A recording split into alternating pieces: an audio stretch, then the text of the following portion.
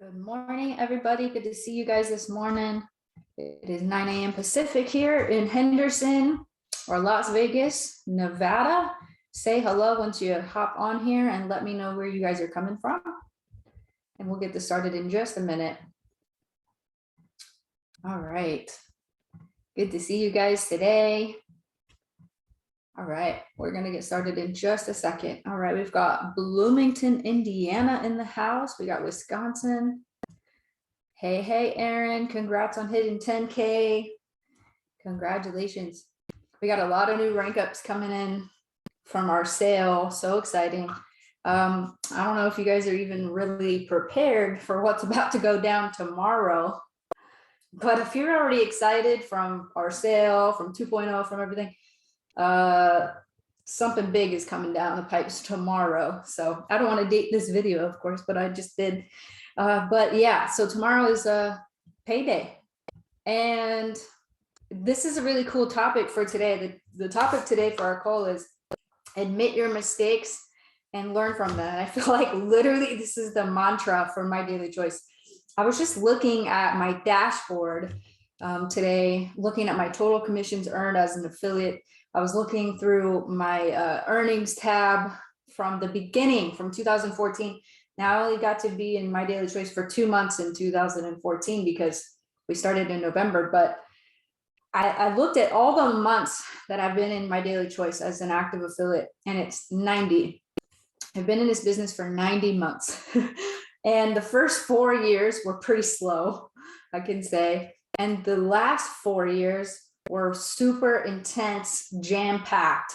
And we're at another critical point, I think, in our history of our company. Now, the first 4 years, it was just us trying to figure out all of growing pains, how to ship products, how to do everything, how to be owners, and not me really at that time, that was Josh on that, but just getting our feet wet into the industry really and into this business. And then the last 4 years was all about fine-tuning all of our mistakes and figuring out how do we scale, how do we grow, how do we go from here. And so I'm looking at this little timeline that I drew this morning, and we're exactly where we were right before we went into HempWorks as far as time past has gone. And we're now into 2.0. Why am I saying that? And I'm saying that because I believe that everything happens in cycles, and 7-year cycles are important, but I also think 4-year cycles are important. We're at this next 4-year cycle in My Daily Choice. And tomorrow I do think is a critical moment for our company. And I want to say what it is really quick before I get on to my lesson, because I do think it's kind of interesting to think about. But one of the mistakes that we have made as a company for the last 8 years, which is going to lead me right into my lesson, you guys. But one of the biggest mistakes that we made was our compensation plan. And that was something that we never saw coming, because our original compensation plan was a masterpiece. It was a work of art. It was exactly what we needed at the time. It was something that had never been done before, and it was extremely unique to the industry. And for people like the Josh Zwagils in the industry, it was, a very, very good comp plan, especially for the top networker out there that had experience under their belt that could quickly go to the #1 position in the company. The comp plan was built for that person. And so we went so heavily into recruiting and trying to teach people how to recruit, because we knew that if you wanted to get to the top of the compensation plan, you had better learn how to recruit. And so the conversation kind of shifted from, hey, look at our products, to how can you recruit? How can you enroll affiliates? How can you get more people to join your team? And all you need is just 2 really good people to really drive those 2 legs, right? To get to super affiliate. But we realized something, that this compensation plan that we built is for the very top of the top. It's not a a plan that was built for everyone.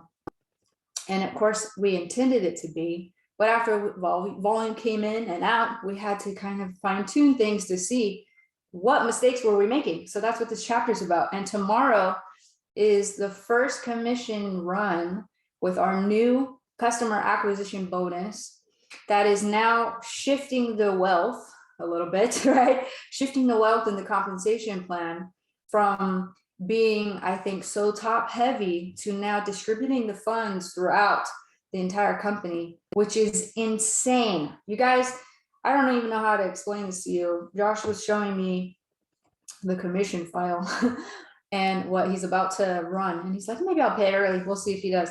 But if not, it'll be tomorrow. Almost 4,000 people that wouldn't have normally got a commission are getting a commission. 4,000 people in our business.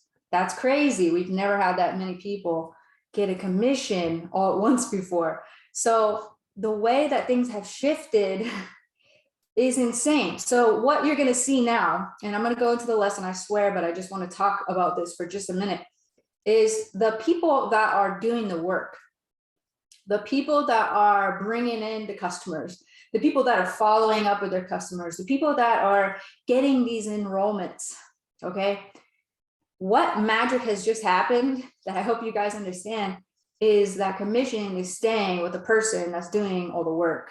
It's not disappearing into upline land where you do the work and then your leader way far away from you is the one getting the commission on it. That's being shifted. And I think it's the right time for this shift. Absolutely the right time for the shift, because now you're going to see our 1Ks, our 5Ks, our 10Ks, our 25K affiliates, the ones that are doing the most work, hustling the hardest, showing up every day, have the most excitement in their business because they have goals yet to still accomplish. These are the people where you're going to see the commission gets released back to them. And I'm so excited about that. Now, some of you guys are like, but you're a super affiliate, Jenna. What happens to your, what happens to your paycheck? Or the other top ranks in the company? What happens to them?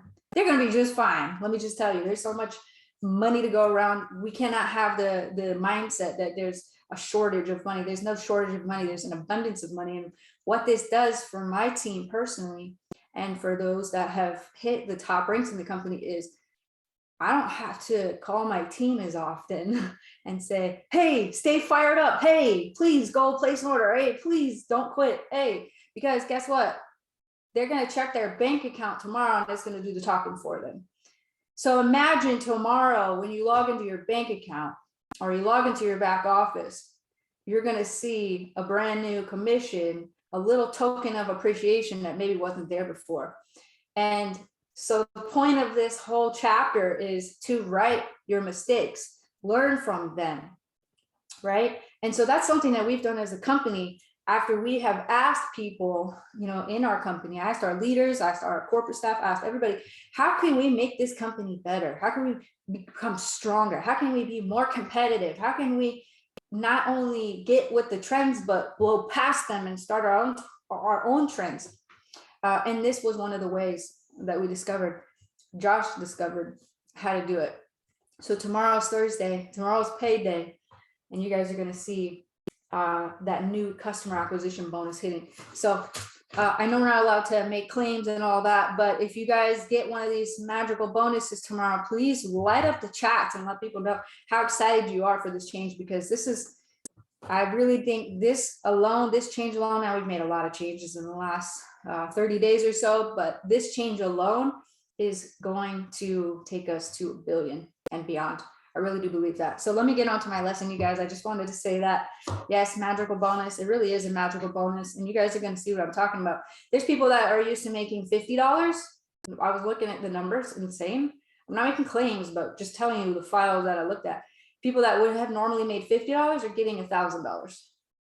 That's a big pay raise. So some of y'all are going to be very excited and about this change that we've made, and it's going to motivate you to go get those customers. Okay, it's going to motivate you to go stay engaged and get those customers to reorder. And so I really do think that we have righted a wrong that we weren't even aware of. So what does this bring me to? My whole lesson today is, here's an introduction on realistic thinking. Okay, the biggest mistake you can make is to not ask what mistakes you're making.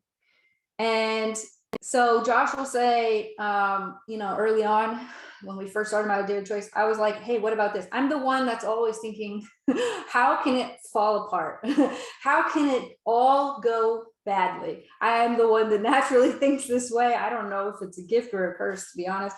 I don't know if it's negative or not. Realistic is how I've always identified it. But you guys, he's like, just stay positive. It's going to be fine. And I'm always like, but what about this? What about this? What about this? If this happens, then what happens here? And part of that, I don't know if I have a chest brain, but it's kind of like thinking ahead on trying to foolproof our business. So the biggest mistake you can make in your business is to think, I'm not going to make any mistakes. There will be no mistakes. That's the biggest mistake that you can make, is to think you're going to be mistake free. You cannot get to success if you're not making mistakes. So this lesson is all about how to embrace those mistakes, okay? Ignorance isn't bliss. Now, we say that it is in the industry. Ignorance on fire beats knowledge on ice. Absolutely, I agree with that. However, it's not bliss when you're making mistakes in your team and you're not correcting them, right? For instance, if you're the guy that's putting negativity in the chats constantly, you're not learning from your mistakes. You're poisoning other leaders and you're not even realize I'm making this mistake. Like, ignorance isn't bliss. You have to always evaluate what you're doing and see if it's working or not. If it's not working, learn from it and move on. So when people are young and idealistic, they think that they can lead better than the people before them. Guilty. Guilty. Josh and I we're guilty of that. Okay. We said we don't really like how everybody's doing it in the industry, so let's just start our own company and do it our way. Right. So we were kind of young and naive, idealistic, like almost overly positive to the point where we just didn't know what was about to hit us in the face going into this journey. But we weren't afraid of it either. We were new leaders. And so we're positive, we're aggressive, optimistic, but we were also naive. And we led by assumption, meaning we often took things for granted, honestly. Like Josh assumed that since he was a #1 income earner in his last company, that literally everybody was just going to roll on over to MyDailyChoice without any questions. They're just going to say, I'm ready to sign up. We thought it was going to be so easy in the beginning. And we realized it was crickets when we first launched the company. It was not a lot of momentum. It was very quiet. And we're like, where's all the sales? Where's all the people? We had to realize, like, we have a lot of growing yet to do before we can attract, the best of the best. And so after we were blindsided about 12,000 times, okay, by our own failures, that's when we started asking other experienced leaders, and we started studying other experienced companies in the industry to try and learn how to do things the right way. So I will tell you guys that looking into my own numbers, can I just clap for a second for 2.0? Because now you guys have all the insight you need to run your team. You can go pull reports. Like, you can look at your decline reports. You can look at your rank, your bonus pool, all these reports. I love this because you have so much insight. I never had this insight the whole time I was building in this business before. I had to ask Josh, like, hey, how many people have I ever recruited? There's no way to find out. Now I can find out how many people are active on my team very easily just by logging in. And so I wanted to find this out this morning to share with you guys. I've personally enrolled over 4,500 people in this business in the last 90 months. 4,609 people to be exact. And so that's enrolling 1 to 2 people a day for almost 8 years straight. Now, it didn't really work out like that. It was more like 300 a month for the first couple, and then it was 2 and then 3, and then, it was all mixed of all kinds of numbers. And why I'm saying that is because while I personally enrolled 4,600 people, not all of them stayed. I had a lot of people quit too, and I had to keep enrolling because a lot of people were quitting. And I didn't realize the mistakes I was making, and I was trying to compensate for my mistakes instead of correcting them. Okay, well, they're leaving. So instead of trying to fix it, I'm going to just assume it's their fault, and I'm just going to keep recruiting and keep recruiting and keep recruiting. My team quit probably 6 different times before I finally had to look at myself and say, maybe it's just me. I had to get married 3 times before I had to figure out maybe it's me, right? Okay, so that's what this whole chapter is about, you guys. Common mistakes of young leaders.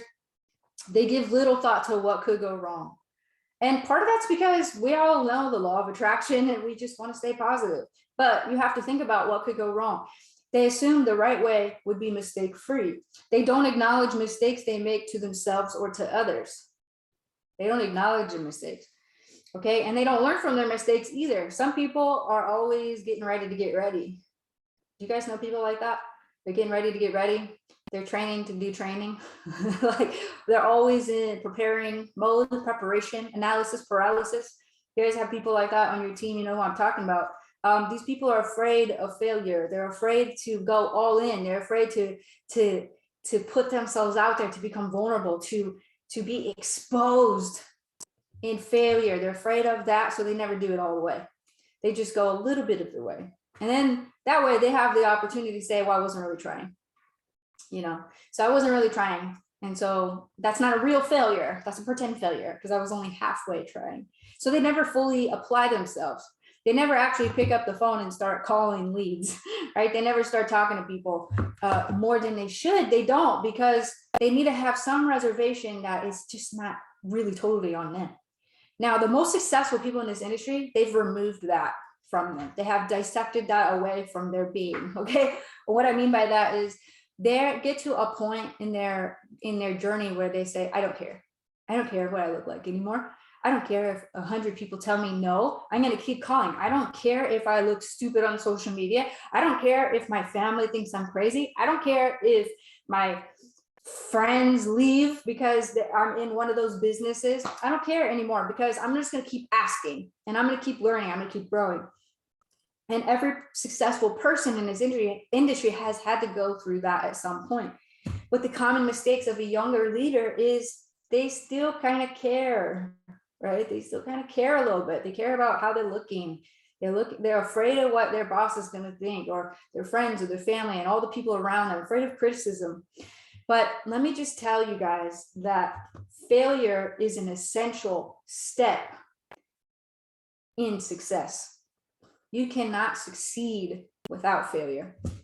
And so we need to get comfortable with it. Okay. So here's the recipe for successful failure. No one ever sized people up more accurately than the person who invented the pencil eraser. And that's because everybody makes mistakes. Everyone makes mistakes, big and small, large and small, whatever. To get maximum attention, make a big mistake. Okay. To cause maximum damage, fail to admit it. Oh, did you guys feel that? To get maximum attention, make a big mistake. All right. So we're making all kinds of mistakes right now with 2.0. It's hilarious, actually. And some of them are really a little funny, to be honest. We had a glitch that accidentally showed everybody in Taiwan earning $6 million. Like there was a glitch there and they were so excited for a second. And at the same time that glitch was happening, all the flags on the leaderboard were Taiwan. And even if you're from the US, so they're like, oh my God, we're lighting this up. This is an amazing mistake that's happening.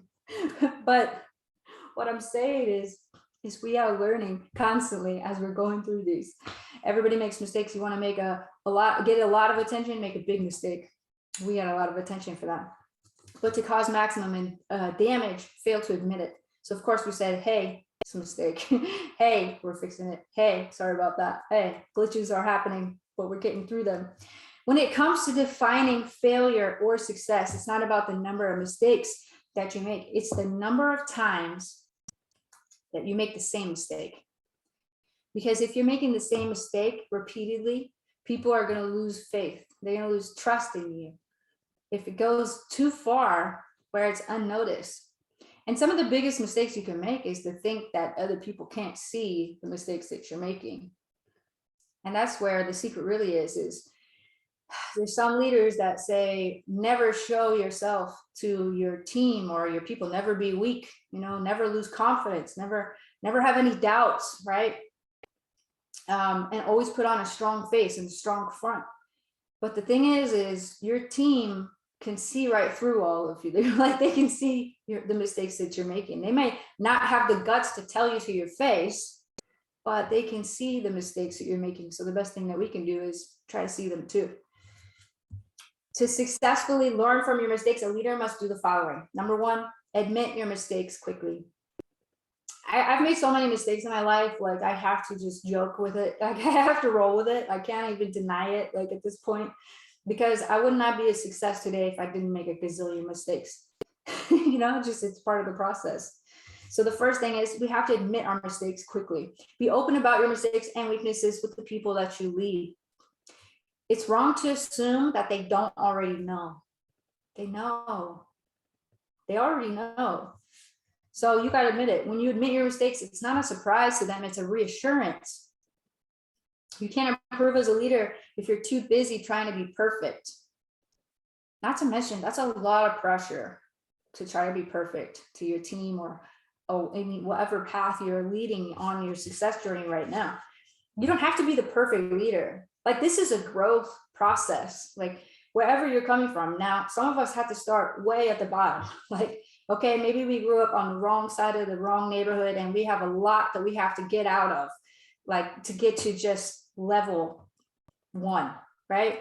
And some of us maybe started out a little bit ahead. We had a stable family, our family never got divorced, right? We're in a good neighborhood, gated, all that. Okay, so maybe you don't have to go as far, but everybody's gonna have struggles and everybody's gonna have their own set of, you know, mistakes and things they're gonna have to learn along the way to get to wherever it is that they wanna go. So there's no sense in trying to pretend to be perfect or pretend like that journey is not there. That journey is going to be there, whether you're a veteran in this industry or not, whether you're brand new or not, because there's something crazy about this industry. It is a growth journey with a compensation plan attached to it. And so the people that are in this industry for years and years and years and they never become successful, it's because maybe they haven't taken the growth journey seriously. Or maybe they're trying to find a way to succeed without having to do the inner work. And it doesn't work. You have to do the inner work to get the outer results in all aspects of life. So don't sit there and try to have the best photo on Facebook or whatever. Try to work so hard on your image that you forget to do the inside stuff that really matters. You got to do the inside work because no matter how you look to the outside, everybody can see right through you. Exactly where you are right now. So this is a growth journey and we have to accept that. So when mistakes happen, ask yourself, did I clearly articulate the goals? Did I give people enough time and resources to accomplish the task? And did I give them enough training? So if you want your team to succeed, we have to be really smart and we've got to be really articulate with how we're setting goals. Okay, how we're setting goals for people. Hey, I saw that you're an executive now. What's it going to take for us to get you to 1K affiliate? That's the next, jump from there. So how many people can you introduce to me so that we can get you to the next rank, 1K affiliate? Let's articulate those goals for the people. Let's help our team visualize the next step in their journey because that's our job as the upline. And did you give them enough time and resources to accomplish the task? So that is, hey, this month, we're going to work on getting to 1K affiliate. Next month, we're going to work on getting to 5K. Notice I didn't say, hey, you're an executive today. Let's be a 1K tomorrow. In fact, you get 3 hours. And if you don't get it done, then I'm not your upline anymore. Bye. Right? No, you have to give people enough time and resources to accomplish the goal. You have to give them enough training to accomplish the goal. So if they're brand new and they're like, I don't know how to make a phone call to save my life. Okay, let me show you step by step how to do it. Let me hold your hand for the first 3 or 4 calls. And then let's see you do it on your own. We have to train our people to go conquer their goals. They're not going to just be able to do them on their own just by you just cheering them on. Like there has to be some instruction along the way. Okay, so number 2 is to successfully learn from our mistakes. Number 2, accept mistakes as the price of progress. So this is the cost. If you want to progress, you have to make mistakes. Failure is healthy and inevitable. It's an inevitable part of getting to the top. And John Maxwell said something really interesting. He said, everything worthwhile is uphill. Everything, all the way. Okay, because anybody can start up a journey. Like anybody can take the first 3 or 4 steps and then get winded and say, oh man, I didn't wear the right shoes today. So I'm not going to go up to the whole thing at the top of the mountains. I'm not going. Can you sustain it? The price tag of leadership is self-discipline. Okay, so if you want to get to the top, you have to sustain one foot after the other. You have to keep going. You have to understand that you're probably going to stub your toe along the way. You're probably going to lose a shoe or two. You're probably going to encounter some bad weather along the way. You're probably going to slip and fall and slide down a little bit. Your volume may go up and down a little bit, right? You may have hero months. After your 427, you may have 0 months, maybe the month after. It's part of it. But do you have what it takes to sustain? That takes self-discipline. And do you have the mindset that this is all part of the game and that you have to go through it? Now, what is the most interesting phenomenon in this industry is the people that come into a business, they stay for 90 days, sometimes a year, and they get to the exact level of leadership that they refuse to go past in every company that they ever get in. So what does that look like? They go from 0 to 25K affiliate. And then what happens? They get to the point where they haven't pushed through yet. They get to the stage on their walk up that mountain where they haven't learned the skills to get to the next level. And so what do? They say, it's the company's fault. My team's full of drama. My upline sucks. Like they start looking at all the outside things that could be the reason for their failure instead of looking at themselves. And so what do? They quit. And they go, I'm going to just climb a new mountain. I'm going to go down a different trail, maybe an easier one. Maybe I'm going to do one that has waterfalls along the way so that I can cool off. Or maybe I'm going to, next time I'm going to bring my team over here because the grass is greener, right? And so then they get to the next deal and then they go and they get to 10K affiliate and then they get to 25K. And then they're at the same crossroads again. And the universe is saying, are you going to push through so that you can get to 50K?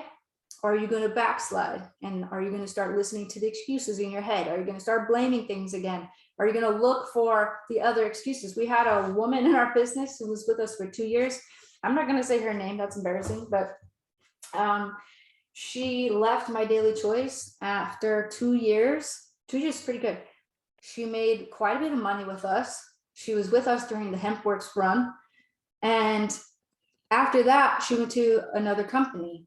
And within 3 months of being with that company, she said, you know what, this company's not working out. Turns out I'm allergic to one of their products. It's just not for me. Excuses all come out flying, right? Okay, great. So she quits. She goes to the next company. And she says, yeah, after 2 months of being in this company, I realized after searching my heart and soul that this one's just not for me either. And I'm not in alignment with the owner's beliefs. All right. So she quits again. She goes to another company, same thing. And so like rapid fire with MDC for 2 years. And then the next 2 years after that was rapid fire, company after company after company. And why she never succeeded past what she did in MyDailyChoice is because she decided she's going to look for the way around the mountain to get to the top. And if you're circling around the mountain, you're never going to get to the top of it. At some point, you're going to have to embrace the suck. Okay. You're going to have to dig deep into that leadership, into your internal self, and accept the mistakes, accept the mess that is going to be made along the way, accept the blisters that you're about to have on your feet. Because if you want to get to the top, it's not going to be pretty. And at some point, you're going to have to learn those crucial skills, because guess what? If you never learn those skills, how are you going to teach somebody else that gets to that point on their journey? Now, there were people that didn't quit in our business. They were with us the same 2 years, but they stayed after that through the good and the bad. And I had the same talk with them. And I said, listen, whether you're with us or not, you have to learn the same lessons. It's not the vehicle that makes or breaks a person. Now, of course, we try to do our best to make it the best vehicle we can possibly do. Like Robert said, we're trying to build the Tesla of network marketing here. But anybody can drive a Tesla and still crash it. Right? So it's going to depend on your driving. It's going to depend on your navigation skills and how you're going to get through the obstacles on your journey. Okay, so one thing I also want to say is it's important to review yourself. Okay, so when Josh was an active, avid chess player, he used to carry a little pad of paper around at every tournament that he ever went to, and a pen. And I thought this was just mind blowing. Like, I don't have the attention span for this, but he did. And every tournament that he went into, he would write down every single move that he was making, every single move. And it was in some other kind of language, L7. Like, you know, it's like, if you understand chess, he's writing all this H3, all his moves he's writing down.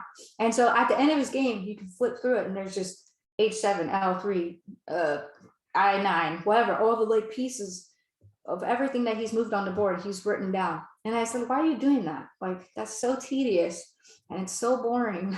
Like, why are you doing that weird ritual with writing all this stuff down? And he's like, because whether I have a good game or not, I don't know yet. I need to review the mistakes I'm making. I need to review my game afterwards. I need to take a look at it and see what mistakes or what moves I did that I could have done better. And Joe Montana, if you guys know, the football player, did the same thing. He said, you know, it was really difficult as an NFL player to play out your mistakes on primetime television. Everybody's watching, everybody's saying their opinions. Oh, he threw what? Like, can you imagine being in that publicity? He said, yeah, he's like, I dealt with that. But then after that, Monday morning, we were all sitting around a projector screen. And he said, and all my coaches were also reviewing my game too. How can we do this differently? And learning all the little micro mistakes along the way so that your game could get better. So if you want to succeed, you have to embrace the suck. You got to embrace the mistakes, but you have to review what you're doing in detail. Now, how I'm going to relate this to network marketing, when I first got started in this business, I knew that I needed my pitch. What was my 45-second elevator speech? How was I going to get somebody to take a look? I needed how to get them to take a look at the video, right? And so I had to put that in my head. Okay, so in the beginning it was, hey, we're a startup, and now we're a multi-million-dollar company that specializes in helping families like you and I set up a subscription for products you're going to buy anyway, receive a discount, and have the ability to earn a commission on it when you share. Like, I had to master that, what that little phrase right there. And you guys are going to say however it works for you. I had to master that. I had to fail so many times when I said that, because so many times in the beginning I made it sound like a pyramid scheme, right? Or I said the wrong language that freaked people out, and it was an automatic no. I'm like, okay, that didn't work. It was automatic no. So how can I say it a little bit different, a little bit softer next time, so that it doesn't sound like red flags to everybody I'm talking to? And then I started getting, maybe, okay, this sounds interesting. Okay, then I got to that point. I said, great. When do you have time? 2:30 or 4:30, where I can go over this opportunity with you. Okay, 4:30, great. And then I got to the next stage. Did they answer the phone or did they not? It's all about pre-qualifying, right? So then I got to the next stage, and then the next stage I had to close the sale. I had to get an order. I had to ask them for their credit card, right? And so as you're fine-tuning this process, you got to review your game. If you're doing the same thing over and over and over again, and you're getting the same results over and over again, you haven't caught your mistakes yet. And so you have to go back and find out, where am I losing people? Where am I not getting prospects? Where am I losing the prospects that I have? And some of us, the mistakes we're making is just we're not talking to enough people. And so that's part of it too. So you have to ask yourself and others, what am I missing? Reading between the lines is essential for good leadership. Most people can see what's obvious, but it's more difficult to determine what isn't there. And so what I used to do with my team is I would say, send me screenshots, okay? I want to see how you're talking to people, because I have talked to people for so many years that I can tell you exactly where you lost them. I can tell you, if you say it like this instead of like this, you will close the sale. And because language is so important in this business. And so they sent me screenshots, and I said, okay, right here, you see they were asking you questions and you rushed into, come take a look at my video. They weren't asking for that yet. You didn't pre-qualify them yet. You're rushing. You're trying to give them stuff they don't need. They didn't ask for it yet. And so if you take the time to ask more questions on what they're looking for, they're going to go along with you for the whole process of this sale, instead of cutting you off short or getting cold feet or being scared and then leaving, right? So it's a process, and it's something that everybody has to learn in this industry if you want to get better. If you're deciding to be a professional in this industry, you have to roll up your sleeves and know that this is part of the work. in order to get good at this, in order to be a professional at this. Okay, so you got to ask tough questions of yourself so that you can start to think differently about this process. Now, number 5. Oh, so I missed number 3. Number 3 is insist on learning from your mistakes. So 2 common approaches to failure is one person hesitates and avoids mistakes because he feels inferior. This is ego. This is your ego speaking, okay? You're hesitant, you're avoiding mistakes because you're afraid of how you're gonna look, right? So it's not about that, right? Remember I said you have to, the faster you get to I don't care, the better you're gonna do for yourself.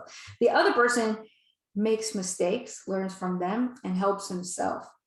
But people who avoid failure never learn, and they end up repeating the same mistakes over and over. But those who are willing to learn from their failures never have to repeat them.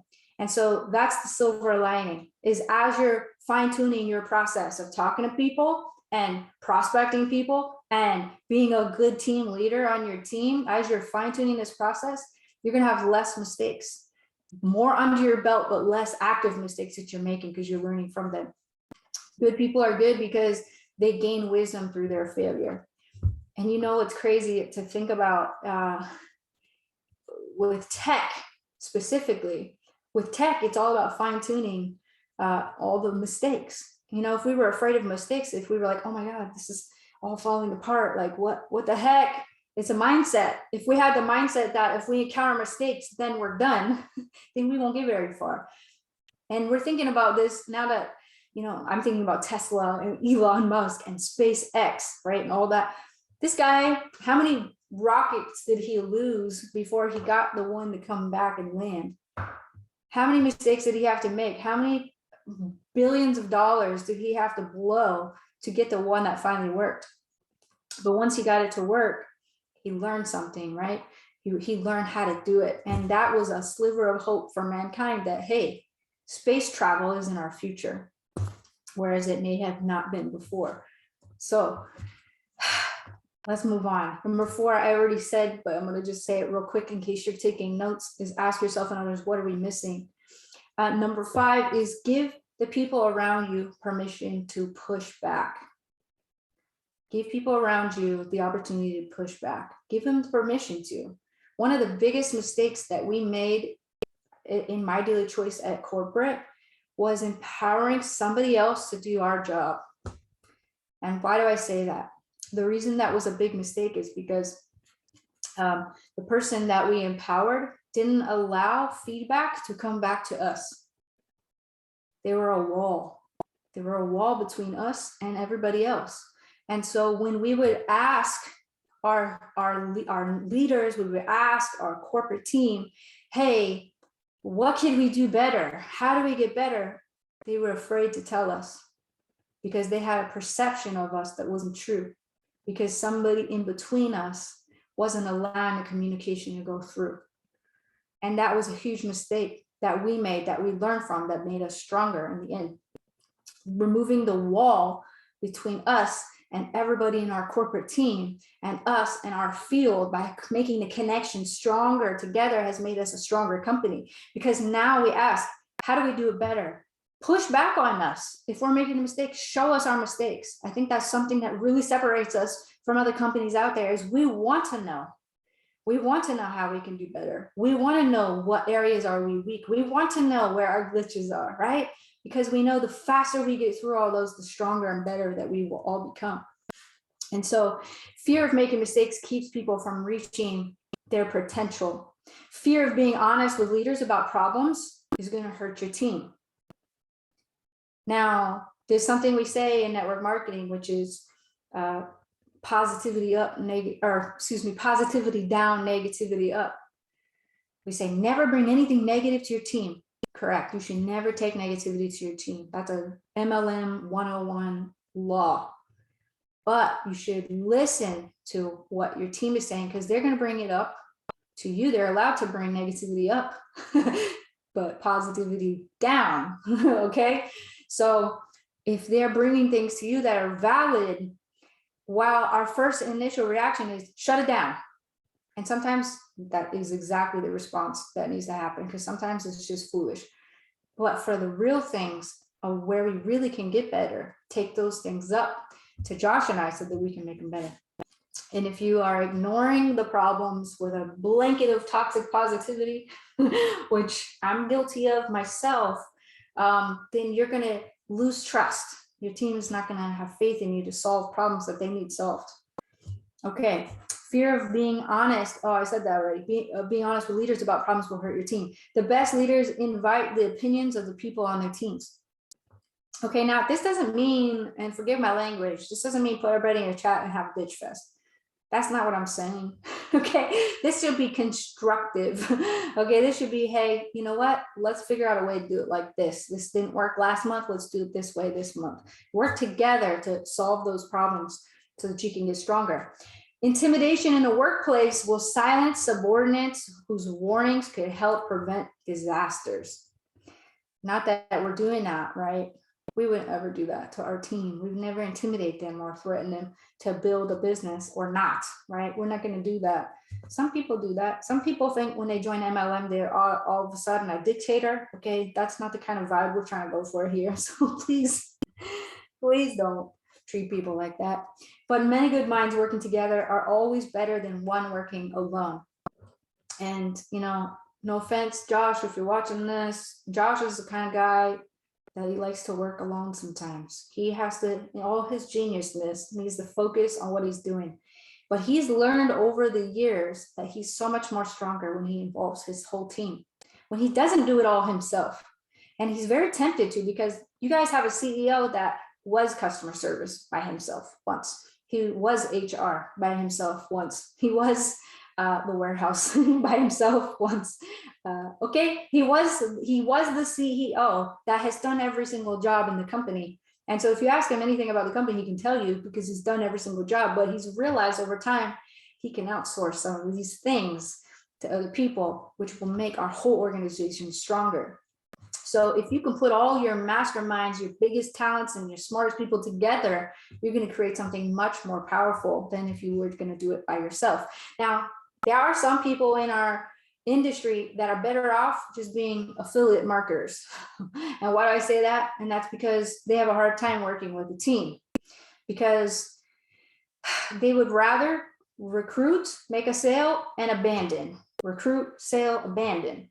But in this industry, it's important to learn how to work together as a team, because you cannot get to the top until you've literally figured that part out. Okay, so push back. So I said, let people push back on ideas. We do this too in our inner circle. Hey, do you guys want to do this or this? And sometimes they'll say, please don't do that. Please, we like it the way it is. Or sometimes they'll say, yes, we like that idea. Let's do that. So we try to include people before we make big decisions. But involve your other people in your team. Pushback before a decision is made is never disloyalty. Questioning a decision after it's made is not good teamwork either. So if you lead your people, give them permission to ask hard questions and push back against your ideas. I always ask our team, hey, what do you guys think about this? What do you think about this? You know, I want to know. I don't want to make a mistake. I don't want to be the King Kong of the company that says this is what we're doing and that's it. No, it shouldn't be that way ever. It's a collaborative effort. If a person begins with certainties, he will end in doubts.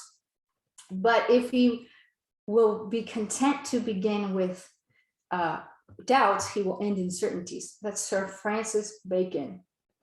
So just so you guys know, and we're going to wrap this up here, making mistakes is not going to make you a bad leader. And so don't be afraid of it. But failing to admit them will. So you want to look for your mistakes. You want to admit your mistakes. You want to learn from them and anticipate them in the future so that you can improve as a leader for your organization. So now I'm going to end this with just a couple questions to ask you guys for self-reflection so that you guys can ask yourself these and ask your teammates these questions as well. Number one, what mistakes am I overlooking or failing to admit? Am I being too cynical? Am I being too negative in the group chats? Am I focusing on all my problems instead of my possibilities? What are you failing to admit? What mistakes are you overlooking in yourself? Number two, what lessons am I missing as a result? Because remember, every mistake we make is valuable information on how not to do it. Thomas Edison had to try 10,000 times before he got the light bulb to work. If he never did those 10,000 trials, he would have never got to the result of the one working. So what lessons are you missing as a result? Number 3, if I've been reluctant to admit mistakes, why? What is it? That's the internal work. We got to figure that out. Where is the resistance coming from? Why are you resistant? Figure that out. Clear out that energy. Get that out there. Get it out in the open so that you can move on. And lastly, how can I change to grow in this area? And remember, if you're setting the example, your team will follow. Okay? So set the example of growth and your team will grow. All right, guys. Thank you guys so much for hopping on, and I will see you guys next Wednesday. Bye, guys.